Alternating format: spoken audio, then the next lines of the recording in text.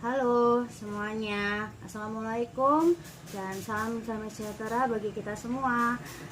Kali ini kami dari kelompok kami yang beranggotakan Andika, Puji Astuti, Nabila, Juwita dan saya Euni Chandra ini akan mempresentasikan tentang komunikasi dalam organisasi.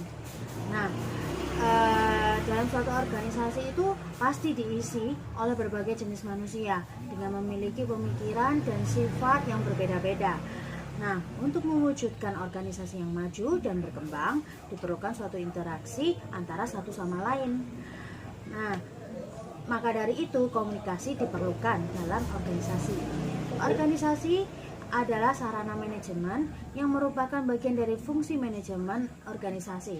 Oleh karena itu, suatu tujuan organisasi tidak mungkin tercapai tanpa manajemen dan manajemen tidak mungkin ada tanpa organisasi.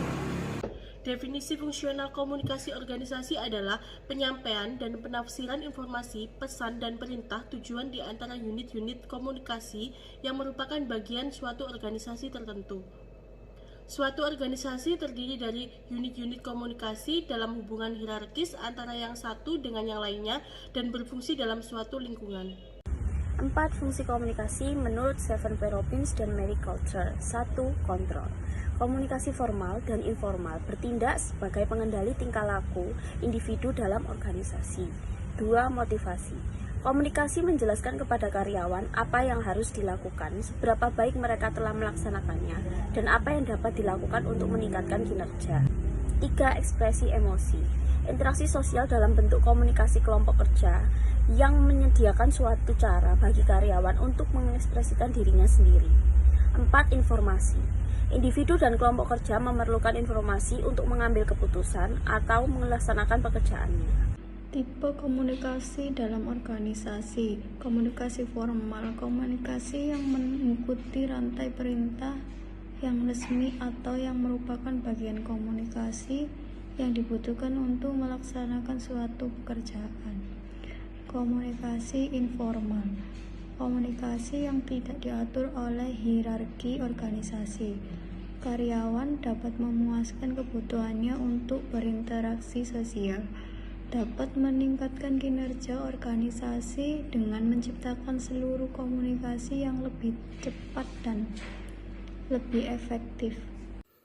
Tipe-tipe jaringan komunikasi.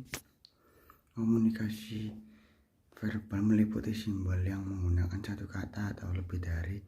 Semua interaksi yang disadari termasuk dalam kategori sengaja yang dilakukan dengan sadar ke orang lain, baik menggunakan lisan, bahasa juga menggunakan kode verbal, dan didefinisikan sebagai simbol dengan aturan dan yang mengkombinasikan simbol-simbol tersebut. Bahasa. 3 fungsi penanaman komunikasi. Penanaman atau penjulukan merujuk pada usaha mengidentifikasi objek tindakan dan orang dengan menyebut namanya sehingga dapat dirujuk dalam komunikasi. Fungsi komunikasi menekankan kepada gagasan dan emosi yang bisa mengundang simpati dan pengertian atau kemarahan serta kebingungan. Melalui bahasa informasi dapat disampaikan kepada orang lain. Inilah yang dinamakan dengan transmisi dari keistimewaan bahasa yang bisa menjadi transmisi informasi. 2. Ada jenis komunikasi nonverbal. Komunikasi nonverbal adalah semua komunikasi yang tidak menggunakan kata-kata. Menggunakan komunikasi ini mencakup semua rangsangan kecuali rangsangan verbal dalam suatu sistem komunikasi yang bagi pengirim atau penerima, dan kita mengirim pesan nonverbal tanpa menyadari bahwa pesan-pesan tersebut bermakna bagi orang lain. Peran IT dalam komunikasi organisasi adalah 1. Meningkatkan kemampuan untuk memonitor kinerja individu dan tim. 2. Pengambilan keputusan yang lebih baik berdasarkan informasi yang lebih lengkap. 3. Lebih banyak kolaborasi dan pembagian informasi. 4. Kemampuan akses yang lebih besar dengan rekan sekerjanya. 5. Menghubungkan komputer dan medsos individu untuk menciptakan jaringan kerja organisasi untuk komunikasi dan penyebaran informasi. Pada dasarnya, komunikasi di dalam organisasi itu terbagi menjadi 3 bentuk. Ada komunikasi vertikal, yang berarti bentuk komunikasi itu merupakan bentuk komunikasi yang terjadi dari atas ke bawah dan sebaliknya. Artinya, komunikasi yang disampaikan oleh pimpinan kepada bawahan dan dari bawahan kepada pimpinan secara timbal balik. Nah, yang kedua, komunikasi horizontal itu bentuk komunikasi organisasi yang secara mendatar.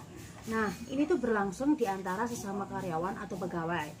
Untuk yang ketiga, komunikasi diagonal.